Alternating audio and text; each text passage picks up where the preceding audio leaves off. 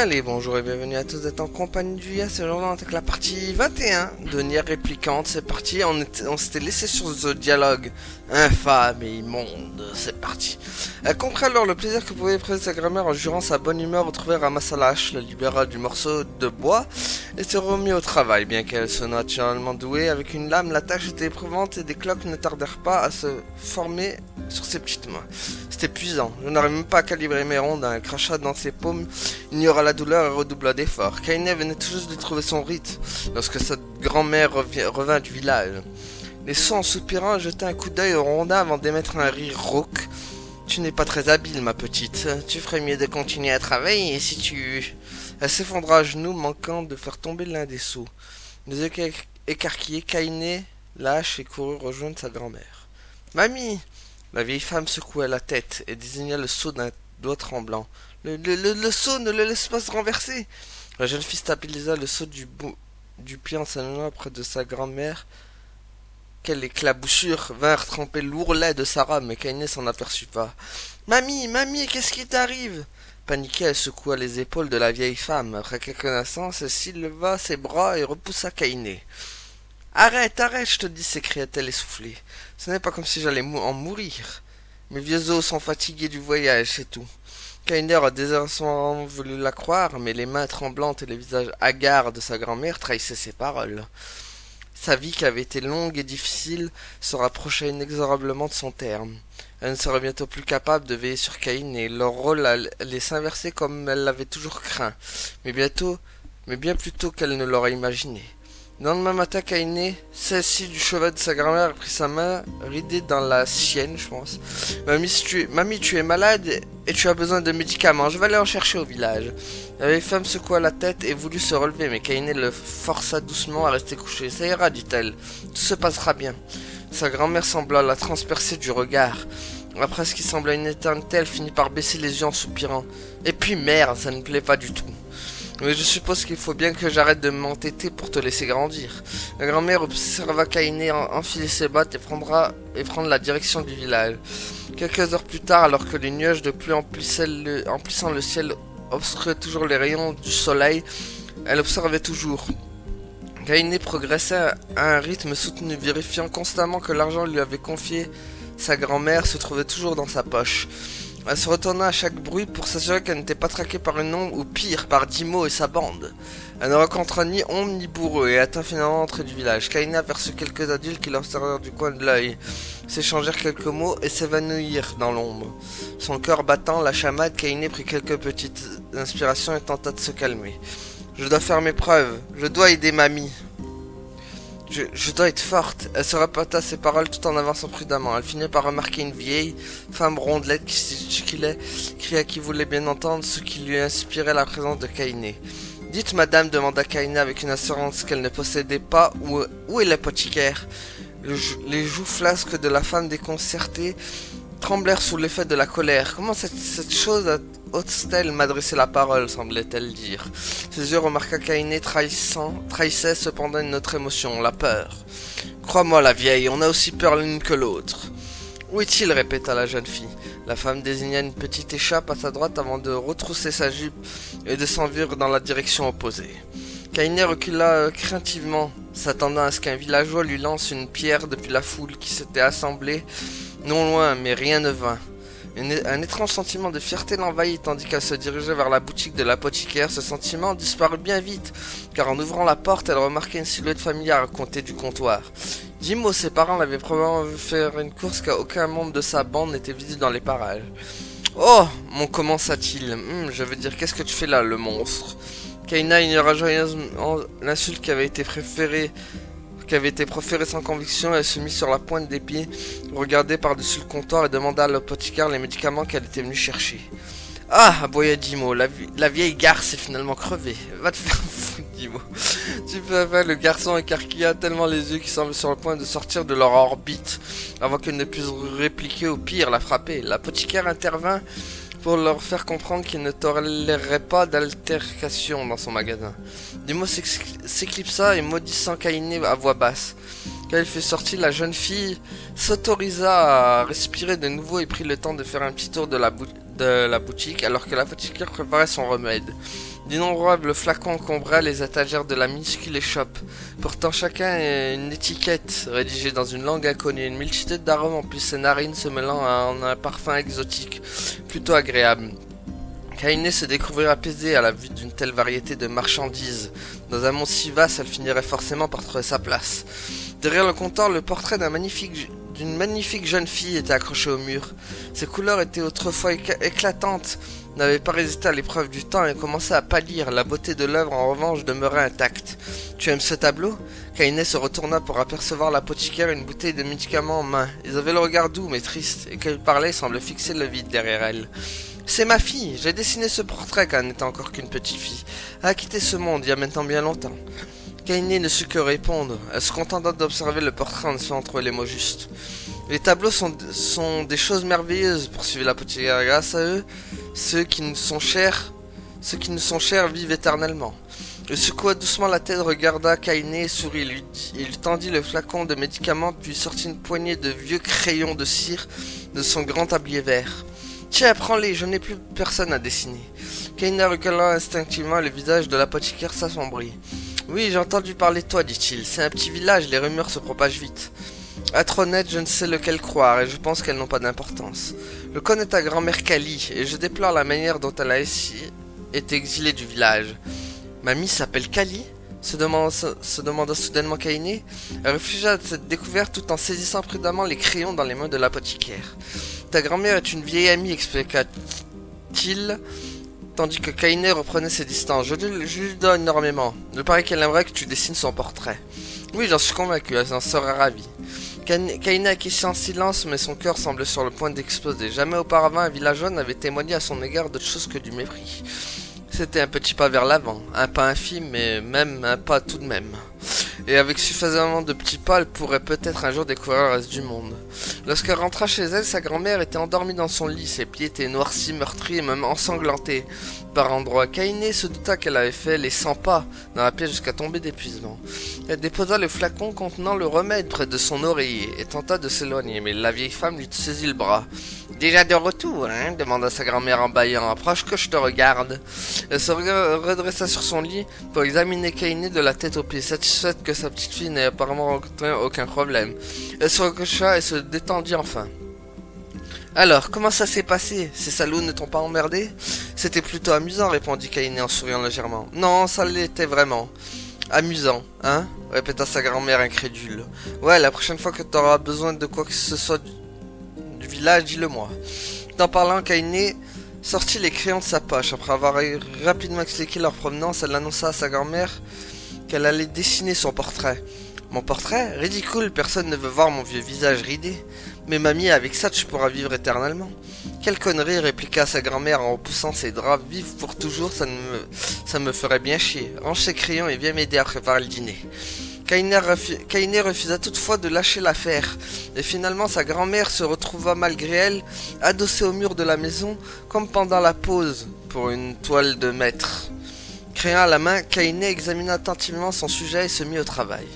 Sa grand-mère commençait à somnoler lorsqu'elle termina son croquis. La jeune fille le fixa pendant quelques instants, puis le laissa tomber au sol. Ouais. C'est nul, ça te ressemble pas du tout. Je suis désolé, mamie, je croyais qu'avec ces crayons, j'arriverais enfin que dessiner serait facile. La vieille femme plissa les yeux devant la déception qu'elle pouvait lire sur le visage de Kaine. C'est à moi d'en juger, lui dit-elle, se penchant pour ramasser le dessin malgré son dos endolori. Sur le croquis, on pouvait reconnaître un visage humain ou un rocher, une motte d'argile au bout de pain difforme, le tout dans un assortiment de couleurs des plus chaotiques. La vieille femme le contempla longuement, puis faillit s'étouffer de rire. « Oh, Kaine, s'esclaffa-t-elle, tu es ma petite fille, aucun doute là-dessus, tu es aussi maladroite que moi, je l'adore. »« Mais, ça suffit, jeune fille, je ne veux plus t'entendre dire à quel point tu la trouves ratée, tu l'as dessinée avec amour et je le chérirai toujours. » La vieille femme tint sa promesse et accrocha le portrait en évidence sur de la table. Les jours qui suivirent, Kaine le surprit plusieurs fois à fixer le portrait avec un étrange sourire aux lèvres, ce qu'elle interprétait comme une moquerie silencieuse.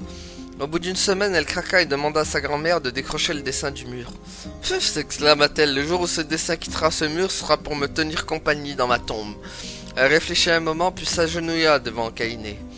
Écoute-moi bien, ma petite. Admirer ce portrait me rend plus heureuse que je ne l'ai jamais été. Il me donne la force de continuer pour qu'un jour tu puisses connaître ce même bonheur. Cette souvenir rendu impérissable par le parfait mélange de fierté, d'amour et de joie qu'elle ressentait resterait gravé dans la mémoire de Kainé. Elle jura de ne jamais oublier cet instant et de ne jamais oublier la vieille femme qui lui avait offert une place dans ce monde. Le temps passe, les gens et les souvenirs traversent la vie comme des fantômes dans un couloir, mais cet instant serait différent, se jura Kainé, car je m'en souviendrai pour toujours. Toujours. Bon, c'est fini là, non? Non, parce que là, c'est bon, les dialogues, là, stop. Bordel, c'est pas fini encore. Oh mon dieu. Kainé écouta les crépitements du feu tout en absorbant la chose dans le noir dans son assiette. Elle la poussait du bout de la fourchette depuis 10 minutes, ignorant le regard amusé de sa grand-mère. Elle finit par prendre son courage à deux mains et renifla l'objet. Son visage se convulsa de dégoût quand une odeur âcre pénétra agressivement ses narines.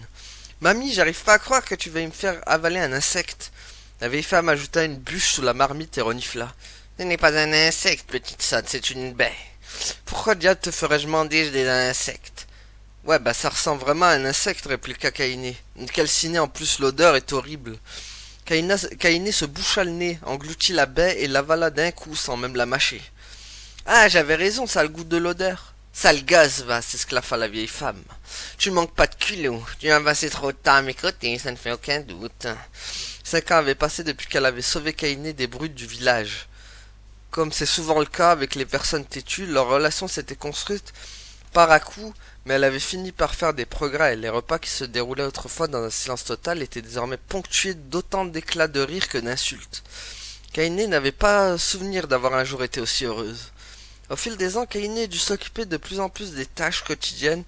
Les jambes de sa grand-mère s'affaiblissaient de jour en jour, si bien qu'elle ne put bientôt plus se charger de corvées qu'elle avait accomplies toute sa vie. Ainsi, ce matin-là, Kainé lassait ses bottes, le ventre rempli d'un petit déjeuner consistant de baies brûlées. « Où vas-tu aujourd'hui » demanda soudainement sa grand-mère. Surprise, Kainé leva les yeux. Elle n'avait plus l'habitude que la vieille femme suscite de ce genre de détails. Je vais voir si les fruits de kelmier sont mûrs. Je pense en faire de la confiture. Oh, et j'avais aussi prévu d'aller chercher des dalles. Alors je vais prendre la brouette. Des dalles? Qu'est-ce que tu comptes faire?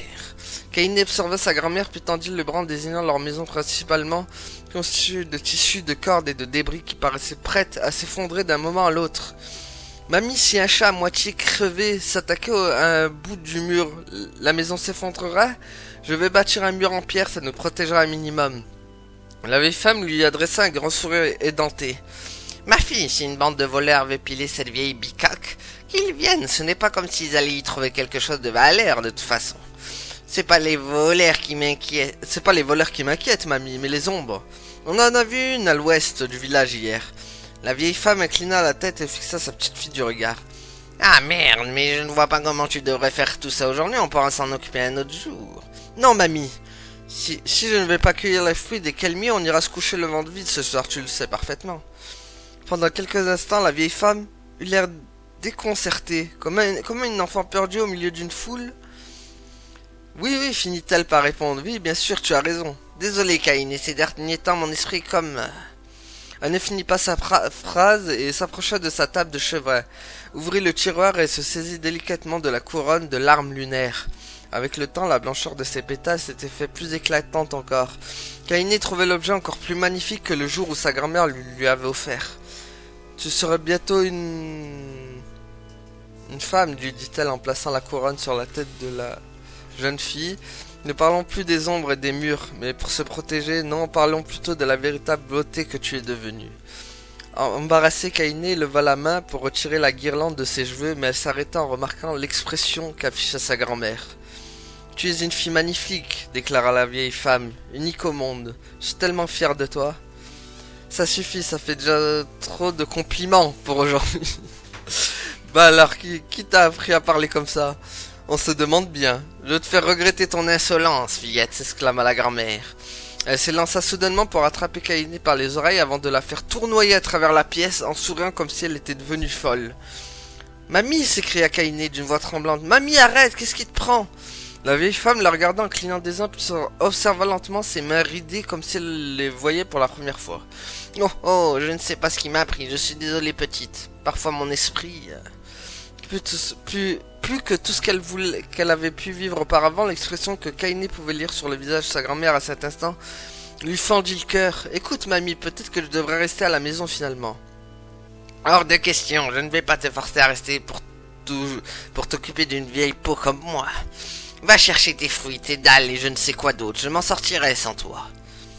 À ton retour, tu pourras savourer un bon ragoût de criquets comme tu les aimes. Kaine leva les yeux au ciel, embrassa le front de sa grand-mère et se prépara à partir en tentant désespérément d'ignorer l'inquiétude qui lui rongeait le cœur. La jeune fille pouvait sentir le regard de la vieille femme qui la suivait tandis qu'elle s'éloignait sur le sentier. Ne te retourne pas, se répétait-elle. Elle ne put finalement pas résister à la tentation.